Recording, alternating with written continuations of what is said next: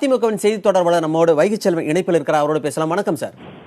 வணக்கங்க சார். இப்போ அப்போலோ மருத்துவமனை நிர்வாகம் தரப்புல செய்தியாளர்கள் சந்திப்பு நடந்திருக்கு. அதுல சிகிச்சைக்காக அயல்நாட்டுக்கு செல்ல வேண்டிய அவசியமே இல்லை என்கிற அந்த தகவலை வெளியிட்டிருக்கிறார்கள். நீங்கள் எப்படி பார்க்கிறீர்கள்?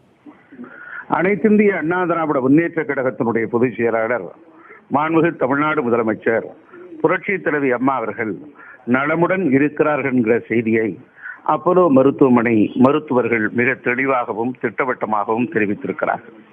இது குறித்து தவறான செய்திகளை எல்லாம் ஊடகங்கள் பல்வேறு செய்திகளாக பரப்பிக் கொண்டிருக்கிற நிலையிலே மாண்புமிகு தமிழ்நாடு முதலமைச்சர் புரட்சி தலைவி அம்மா அவர்கள் நலமுடன் இருக்கிறார்கள் என்ற செய்தியை அறிந்தும் அதே தருவாயில் மிக விரைவிலேயே இன்னும் சில தினங்களில் வீடு திரும்புவார்கள் என்கிற செய்தியும் மருத்துவ வட்டாரங்கள் தெரிவித்ததை அடுத்து எங்களுக்கெல்லாம் மற்றற்ற மகிழ்ச்சியும் ஆனந்தமும் மகிழ்ச்சியும் ஏற்பட்டிருக்கிறோம்.